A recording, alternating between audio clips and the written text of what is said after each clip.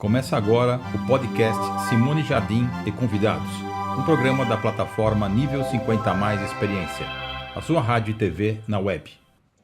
Olá, bom demais ter você aqui no podcast Simone Jardim e Convidados, um programa de entrevistas exibido na web, feito especialmente para quem está em busca de novos horizontes profissionais e de vida. A entrevista que você assiste daqui a pouco é com o empreendedor e inovador social Ricardo Pessoa. Nascido em Natal, capital do Rio Grande do Norte, Ricardo tem uma personalidade extremamente cativante e dinâmica. Este potiguar é um visionário com senso de urgência. Não deixa para amanhã a mudança que pode fazer agora. Nesta frase bem-humorada, você leva da vida, a vida que você leva, Ricardo resume o jeito como encara os desafios do seu dia a dia. Engenheiro de sistemas e arquiteto experiente, nos anos 90, Ricardo Pessoa apostou em uma virada radical. Fez pós-graduação em administração de empresas, seguida por 2 anos de trabalho na Alemanha. De lá para cá, o empreendedorismo de impacto social positivo passou a guiar sua carreira. Com foco em educação e saúde, Ricardo Pessoa co-criou sucessos como o Quasar, um dispositivo móvel pioneiro lançado ainda em 2004, voltado para o tratamento do diabetes, ainda hoje considerado um dos projetos de saúde mais inovadores do mundo.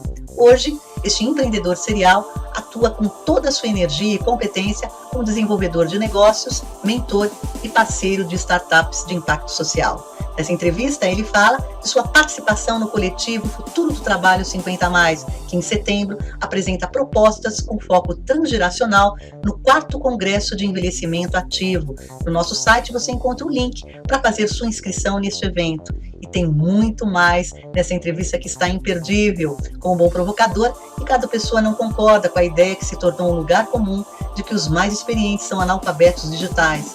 Vale a pena ouvir o que ele tem a dizer sobre esse assunto. Ricardo também fala de um dos projetos que está à frente, a recém-inaugurada Casa Sécora, que estimula o empreendedorismo com foco na longevidade. O projeto, localizado em Natal, reúne coworking, espaço de eventos, lojas e até moradia. A Casa Sécora está dando o que falar, afinal, não tem nada semelhante a esse modelo inovador de negócio no Nordeste. Sem contar que, com essa iniciativa, Ricardo quer inspirar outros a rentabilizarem seus imóveis parados ou subutilizados. Ricardo também comenta seu programa Saber para Cuidar, que pelo WhatsApp tem apoiado quem cuida de pessoas com Alzheimer, diabetes e outras situações especiais, oferecendo cursos, grupos de discussão e outras formas de troca de conhecimento e colaboração em rede.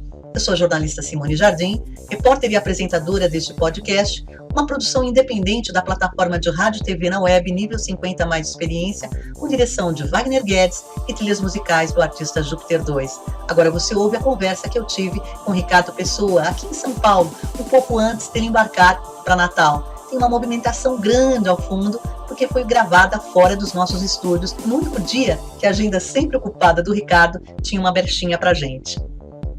Primeira vez na vida, eu estou trabalhando com um negócio que eu sou beneficiário dele. Então eu entendo os problemas que as pessoas têm, porque eu sou parte dessas pessoas. Eu tenho uma chance melhor de entender quais são o meu cliente, porque sou eu.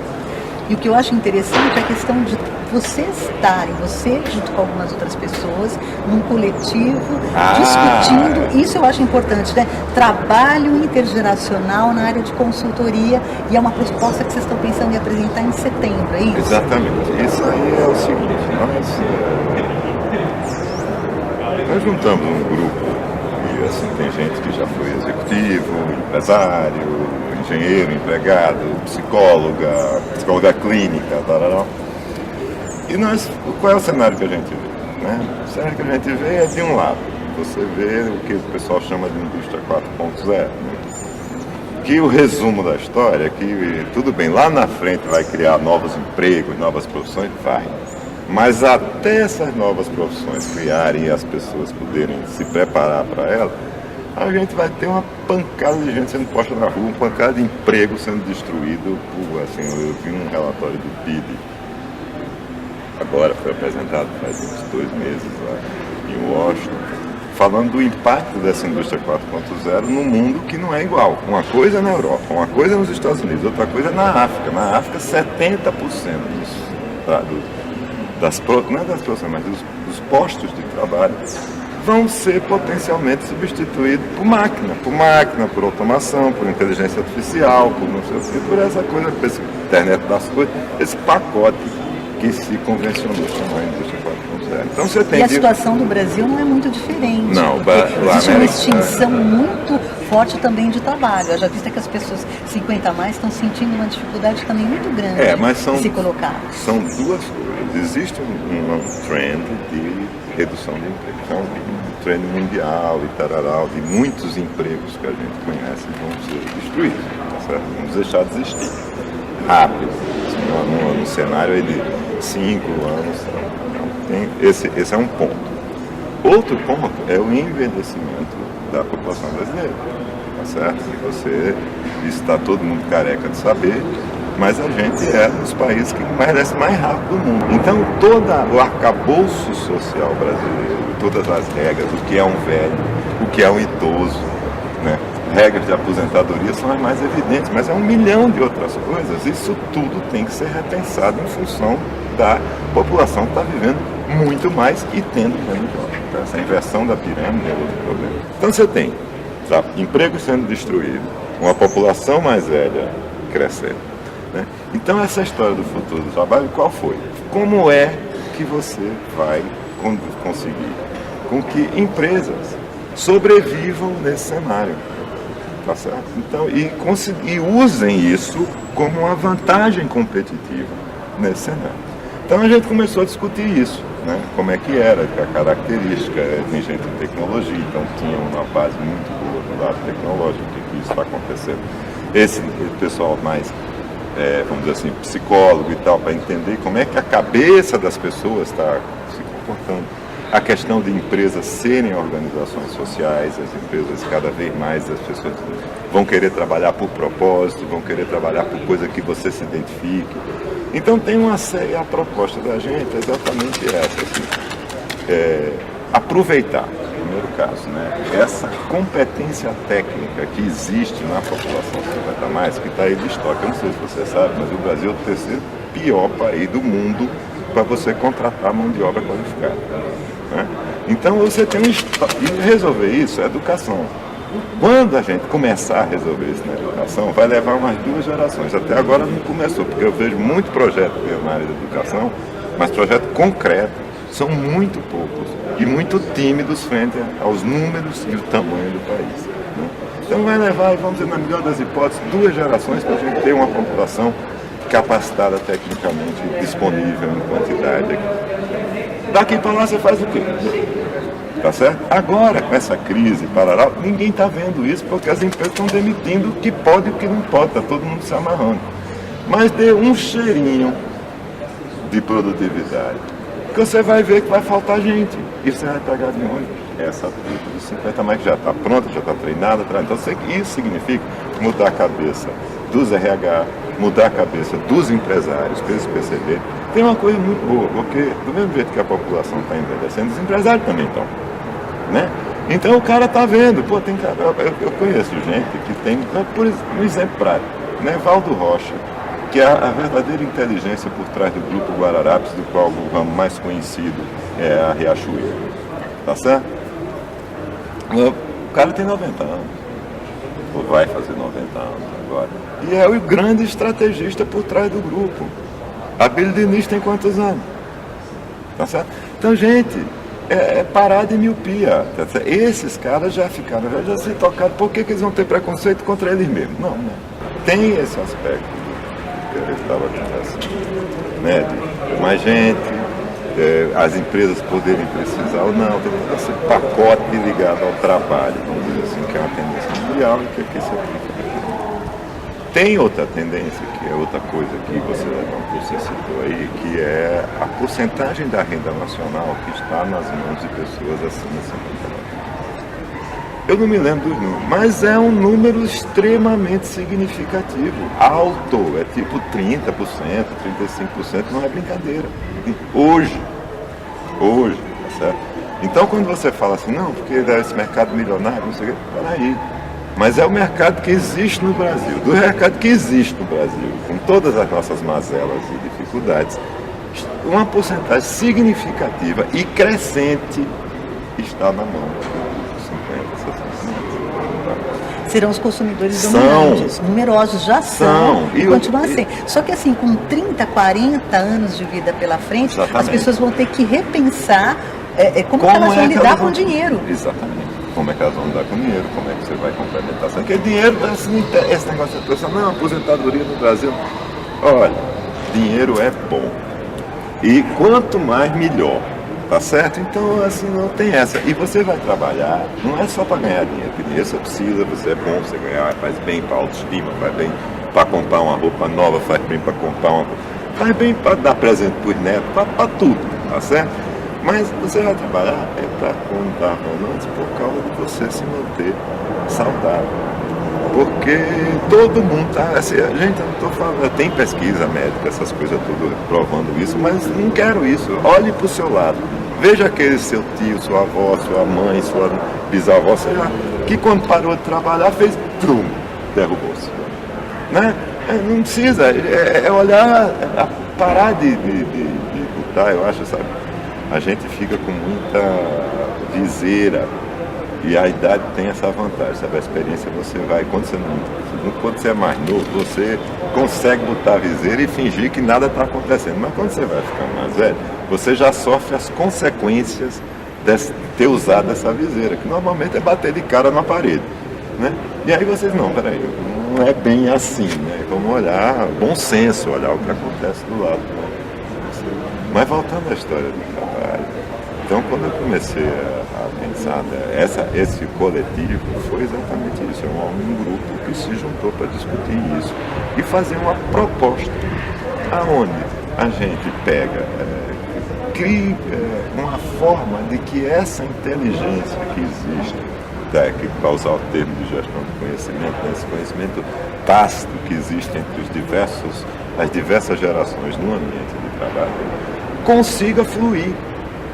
Porque o pessoal fala muito de diálogo intergeracional, não sei o quê, como se fosse duas gerações. Não. Um caba de 20 anos não se entende com um caba de 30, que não se entende com um caba de 40, que não se entende com um de 50, que não se entende com um de 60, de 70 e de 80. E a gente tem gente dentro das empresas de 20 a 80 anos. E a única coisa que vai diferenciar de fato uma empresa A de uma empresa B não é patente, não é processo produtivo, não é tamanho, é gente. Quem tiver as melhores pessoas vai se dar melhor. E aí a pessoa, não, então é o RH, vamos trazer talento. Não, gente, as melhores pessoas são as que você tem. Não jogue fora aquelas que você já tem, que já lhe conhecem, sabe o seu produto, sabe o seu mercado. O que elas precisam? Se entender, precisam conversar, precisam transformar as empresas em se entender como uma organização social. O mote é o seguinte: a empresa não tem que ser a maior do mundo, ela tem que ser a melhor para o mundo. E incentivar esse tipo de comportamento, impacto social, resultado, porque isso envolve você ter causa, envolve você juntar pessoas, se as pessoas se juntarem a sua empresa, não porque vai ganhar 20% a mais, não porque vai ter um plano de saúde legal, ou porque vai ter um fringe benefit A ou B ou C, não, vão se juntar porque acreditam na sua causa. E pessoas que acreditam em causas são os melhores trabalhadores do mundo. Então, você juntar pessoas em torno de causa. Segundo, promover que integrar essas pessoas, os saberes dessas pessoas da organização, fazer com que eles na opinião desse coletivo, a melhor maneira que tem para sobreviver num mercado que todo mundo fala muito da história da Kodak, né? Que a Kodak não viu que vinha a máquina digital e que acabou com o mercado de fio. Tá, vem cá, quantos aqui? Vocês estão vendo a história só um pedacinho. Tá? Quantos aqui tem câmera digital? Ninguém. Sabe por quê? A câmera digital matou lá o filme da Kodak, mas a câmera digital morreu por causa do smartphone. E são mudanças que não vão parar e vem muito mais aí para frente. Muito. E isso é o grande problema. Eu acho, sabe por quê? Essas mudanças antigamente eram 10 anos, 20 anos para acontecer. Agora esse tempo está diminuindo, porque tem uma coisa que quem trabalha com tecnologia conhece isso. Existem tecnologias que são, que a gente chama de tecnologias exponenciais, né? Uma coisa que quando começa a acontecer, parece que acontece do dia para a noite, tomou conta de tudo. Não. Essas tecnologias, você sabe por que chama exponencial? É porque, não sei se vocês já viram a curva exponencial, é coisa de engenheiro. Começa assim baixinha, e de repente faz dói. Então, esse ponto que ela faz chum, né? Que ela começa a crescer, esse ponto de inflexão aqui, é que você fica décadas e décadas aqui remando, sabe? Aquela tecnologia aparece, interessante. Um belo dia faz zoom, né? Então é o que você vê com streaming de vídeo, é o que você vê com telefone celular, é o que você vê com voz, por exemplo, voz sobre IP, WhatsApp, toda essa revolução que é a comunicação hoje. Esse é um negócio que eu trabalhava em telecomunicações no final dos anos 90. Né? A gente já via esse cenário, olha o tempo que demorou. Esse é um erro que normalmente as pessoas cometem com essas tecnologias, sabe? O pessoal fala muito, porque inteligência artificial, né, agora, né, que é a da moda. Porque já está em tudo, porque não sei o que, não sei o que. Aí você não vê isso, né? Aí você pega e diz, não, quando a gente vai aqui quietinho, porque isso não está acontecendo, né? Só que daqui a 3 anos, 4 anos, esse negócio faz vum e você, perdeu o tempo. Né? Então, isso é muito comum com essas tecnologias. E aí você tem que ter gente dentro das empresas que percebam, né, o que está acontecendo, né, e quais são dessa miríade de coisas que está acontecendo, que é o tempo todo, bilhões de informações, né?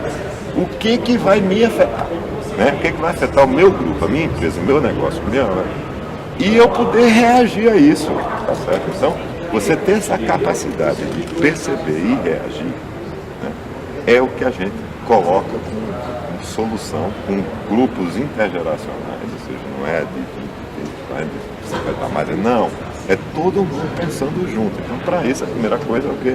Fazer com que esse pessoal converse, fazer com que esse pessoal consiga trabalhar. Então, a nossa proposta é essa, criar esses grupos dentro das empresas que sejam capazes de perceber essas mudanças, né, e reagir a elas, se reestruturar, organizar rapidamente e reagir a elas, porque outro cara, não, vou contratar gente, não vai, não tem para contratar. Primeiro ponto. Segundo, você não tem uma proposta boa para atrair esse pessoal, né? E pessoal legal. E terceiro, você não tem tempo. Tá certo? Então, use o que você tem, aproveite o que você tem, o que você tem, faça com que a pessoa tenha. Então, essa é a proposta desse coletivo. Assim, as empresas e as próprias pessoas 50 mais, elas se veem como pessoas assim ainda que não estão tão conectadas com as tecnologias. Como é que a gente, quer dizer, como é que se prepara essas pessoas? O que essas pessoas realmente deveriam correr atrás? Então elas se sentem até confusas em como se capacitar para essa expectativa de ser uma geração um profissional mais maduro e antenado tecnologicamente. Como uma pessoa se anteja? Deixa eu colocar primeiro assim, lembra que a gente estava discutindo outro dia sobre as histórias das miopias, né? Essa é uma das que eu acho. O analfabeto tecnológico hoje em dia é todo mundo. Todos, tá certo? Você, se agora de entender de tecnologia, você entende de um pedacinho, entendeu? De uma coisa, e quanto mais você entender de um determinado assunto, pior, porque aí você vai virar aquilo que os alemães chamam de Fachidiot, né? Aquele cara que sabe tudo sobre nada, né? Aquele cara que sabe assim, que só sabe aquele assunto, não é. E hoje você tem muito mais uma necessidade de você entender diversas coisas, né? Primeiro ponto. Segundo, se você se acha atrasado, geral, tem um ponto que eu acho que é relevante, sabe? Tem um limite, assim, é legal você. Primeiro porque essas tecnologias estão ganhando o mundo, aí não é para toa, é porque torna a sua vida mais fácil. Primeira questão. Então você, no mínimo, você está deixando de aproveitar alguma coisa legal para a sua vida, né, nessa história. Segundo que, apesar de se parecer que esses caras entendem de alguma coisa, não tem nada. Olha, o que eu já vi de nego mostrando tecnologia, chegando lá, fazendo palestra, e me mostrava um negócio que eu usava em 93, no Windows 3.1, isso aqui é robô, né, isso aqui é robô, parará. E olha aqui, meu Deus do céu, assim. Então tem muito desse negócio que é falado hoje em termos de tecnologia, que é pura e simplesmente hype. É coisa de marketing, de dar uma enfeitadinha diferente, coisa que você sempre vestiu, sempre você já conhece com outro nome. pessoas falam, não, você tem que transicionar, né? Como é que eu saio do meu ser hoje para ser um ser digital? Como se fosse assim, uma chave, né? Eu chego ali e digo, agora eu sou digital, sou 2.0, sou 3.0, sou 4. Aí começa essas gracinhas. É o seguinte, abra os ouvidos e os olhos, não precisa mais do que isso. Você está interessado em qualquer Bitcoin, tá certo? Blockchain, todo mundo fica com aquele negócio, vem cá, faça o favor, entre no YouTube, velho bom YouTube, você vai ver que tem um monte de gente que se deu o trabalho de explicar essas coisas de uma forma que eu entendo, que você entende, que qualquer pessoa entende. Você se sente atrasado, você se sente defasado disso, né? Pare, pense, vá procurar informação. Você vai ver que 90% dessas coisas que você não entende é simplesmente uma roupagem nova de um conceito que você já tem. E uma coisa que essa turma não tem, que isso só usando, é a capacidade de perceber esses padrões, perceber essas mudanças, porque você tem que ter repertório. E você não cria repertório de departamento. Você demonstra que dá a cara para bater, voltar, tal, e você vai aprendendo, né? Agora, aí chega, aí volta para fechar com a história do negócio do trabalho, aí a gente vê como é estúpido essa política de contratação. Na hora que um cara está com 50 anos, 60 anos, no auge da vitalidade, tá certo? Porque tal, acaba de 60 anos hoje, bom, eu tô com 58, eu namoro, tô fazendo trocentas coisas novas, trabalho, não vejo diferença nenhuma. A coisa que eu vejo de diferença mesmo, prática, é que eu estou muito mais eficiente. Eu faço muito mais com muito menos, porque eu não perco tempo com uma pancada de bobagem que ao longo da vida eu perdia. E você, de olho já em novas coisas, você criou a Casa Sephora, economia colaborativa. E o que chama a atenção é assim, você desenvolveu, e ela tem foco na longevidade, lá em Natal. Sephora é minha mãe, é o nome da minha mãe. Essa casa é a casa que eu fui criado, né? Quando era pequeno, é uma casa enorme, né? O terreno tem 1.200 metros quadrados. A gente quer levar discussões e propostas e negócios que não chegam para lá. Então, o primeiro evento que eu montei lá foi exatamente essa discussão da longevidade, né? Mostrar para as pessoas que a questão da longevidade, desses 30, 35 anos, são anos produtivos. Você vai ter uma vida normal. E na Casa Sephora também tem um espaço de coworking, além desses eventos. Como é que funciona? Lá dentro tem uma área no quintal que serve para festa, serve para exposição. Tem um espaço com jardim, com 2 salas grandes isoladas, não sei o que, para palestras, para workshops, para eventos, casamento. Tem um evento agora de casamento, noivas, no sábado, né? Ensinar as noivas coisas de casamento. Na frente tem lojas e em cima tem apartamentos de moradia. O que a gente fez, na verdade? Estamos otimizando. E se não der certo, a gente muda. E vai mudando. Mas o conceito é que é importante, é levar para... Porque eu me lembro, fizeram uma reportagem com a Casa Sephora lá em Natal, e um professor disse, isso aqui é que nem o que sempre existiu, dividir custos e tal. É também, mas não é só isso. O conceito primordial não é divisão de custo, é você não deixar ativo sem render. Airbnb, a mesma coisa. Você ter, se todo mundo lá com aqueles quartos parados o ano todo, tal, pode fazer isso, vai virar dinheiro. O conceito é esse, é rentabilizar. Então a gente está levando na Casa Sephora esse conceito. E a proposta que a gente quer na Casa Sephora é essencialmente assim, né? Isso é, vamos dizer assim, o modelo de negócio da Casa Sephora. Espaço de economia compartilhada, onde a gente maximiza a utilização desses ativos. A Casa Sephora, a gente quer que seja um polo. Essa é a vocação da Casa Sephora. Não só de confraternização e de celebração de alegria de viver, mas de compartilhamento de conhecimento. As pessoas saiam melhores com os eventos da Casa Sephora do que elas entraram. Ricardo, eu quero que você conte pra gente também outra iniciativa que você está super envolvido, o Saber para Cuidar. Essa é uma ideia. Por causa da pessoa que trabalha, uma pessoa que trabalha comigo há 30 anos, Maria Helena, que tem uma filha excepcional. Ela viu eu falando aquele negócio. Ela falou, Ricardo, esse negócio aí que você está fazendo ia ser legal para mim. porque eu não consigo ir na PAI, porque é longe, eu perco um dia para ir lá. As coisas que elas me ensinam eu não tenho como aprender a usar dentro da minha casa, né? E outra, quando eu levo a Pico-Ruxa para lá, para a PAI, ela fica em dócil 2 dias por cada viagem, por causa... E aí nasceu Saber para Cuidar, dessa opção dela, que é o quê?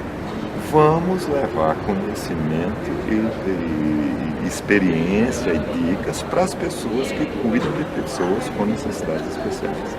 O primeiro programa que a gente montou foi Alzheimer, começou em dezembro, com o apoio da Mariana Salles, que é doutora. A ideia sempre é essa, trazer gente que entende do assunto para interagir com as pessoas que precisam daquilo.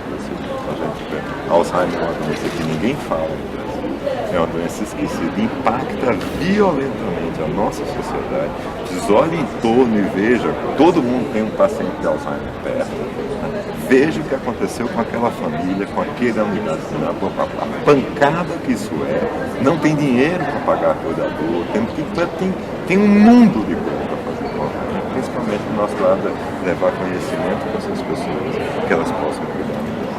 E isso foi o primeiro, foi Alzheimer. Agora nós já fizemos uma parceria com a ADJ Diabetes Brasil, uma das maiores associações de pacientes de diabetes, de apoio a pacientes portadores de diabetes no país, e vamos fazer exatamente o mesmo que a gente está fazendo com Alzheimer.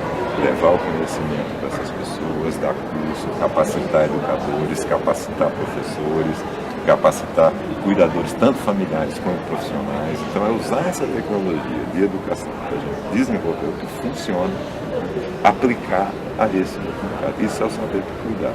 E ele é como se fosse o quê? São aulas, são vídeos? Eles são, não, vídeo. A questão nossa é centrada na interação entre pessoas. Essa é a grande verdade. Então você tem cursos formais que a gente montou, tem cursos, por exemplo, como lidar com a agressividade e a irritabilidade do paciente de Alzheimer. Outro curso que a gente já fez é comunicação com o paciente, que varia de acordo com a fase que ele está na doença, tem técnicas que você usa. Tem outro que é a estimulação cognitiva do paciente, né, para você manter o cara com a mente acesa, para aumentar a reserva cognitiva e, vamos dizer assim, atrasar um pouco, teoricamente, os efeitos da doença. E são cursos mais rápidos? Como é que são? Uma semana, isso faz parte do modelo pedagógico lá da Índia, lá de trás, mas isso é um modelo, isso são cursos. Junto com o curso, a gente percebeu que existia uma necessidade, na hora que a gente começou a ver esses cursos, que existia uma necessidade muito grande de acolhimento. E eu conheci uma série de projetos muito legais, principalmente fora do Brasil, dessas de comunidades de pacientes, né, que se juntam e começam a discutir. Então a gente começou a montar grupos, né, onde essas pessoas interagem, cuidadores, e trocam experiência, e a gente fica com um papel meio de curador, sabe? Não deixando entrar um cara que trole a comunicação no meio, todo mês a gente consolida as discussões dos principais pontos que as pessoas levantaram, as dicas que deram. Quando tem dúvidas que tiveram, a gente leva para especialista, traz a dúvida de volta, faz um e-book, distribui para os grupos. Então e em paralelo nós vamos desenvolver cursos que essas pessoas nos digam o que elas querem. E essa interação, você aprender com o outro, você aprender com a realidade do outro, você saber que, bota uma fitazinha embaixo do tapete, para a pessoa não tropeçar, sabe, dica besta. Ah, não, que a barra de segurar na coisa custa R$250.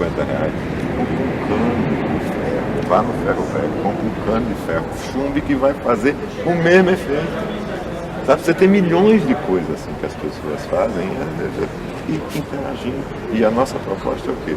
Fazer com que essas pessoas interajam, troquem experiência, troquem conhecimento, e nós vamos trazer especialistas, tanto na forma de curso, como apoiando esses grupos, para trazer conhecimento para elas cuidarem melhor das pessoas que elas gostam ou que elas têm que cuidar profissionalmente. Ricardo, eu tenho que te parabenizar por essas iniciativas, que ele não contou todas, só algumas, mas aí a gente vai marcar uma outra entrevista. Obrigada, muito obrigada mesmo pela entrevista, por tantas dicas valiosas, por tantos comentários que você ajudou a provocar muita gente e também deu inspiração aí e rumos aí para as pessoas. Espero que sim, porque na verdade a gente vive para isso, né? Para interagir. Como é que diz aquele ditado? O que se leva da vida é a vida que se leva, né? E se você convive com um monte de gente, você leva uma vida muito mais legal. Essa é a ideia, em causa própria. E aí, gostou da entrevista com o empreendedor serial e eterno provocador Ricardo Pessoa? Então, curta e compartilhe este podcast nas suas redes sociais. Tudo super fácil pela nossa plataforma www.nível50maisexperiência.com.br e aproveita para assistir as outras entrevistas que já postamos. Vai no menu e clique em Arquivo 50 Mais. Se você quiser receber no seu e-mail avisos dos próximos programas, clique em inscreva-se, é rápido e fácil. Toda semana colocamos no ar um novo podcast, sempre com uma entrevista que vai ajudar você a reciclar o ciclo de vida da sua carreira e ativar seu talento empreendedor. Eu sou a jornalista Simone Jardim, repórter e apresentadora deste podcast, uma produção independente da plataforma de rádio e TV na web Nível 50 Mais Experiência, com direção de Wagner Guedes e trilhas musicais do artista Júpiter 2. Até nosso próximo encontro. Você acabou de assistir o podcast Simone Jardim e Convidados, um programa da plataforma Nível 50 Mais Experiência, sua rádio e TV na web.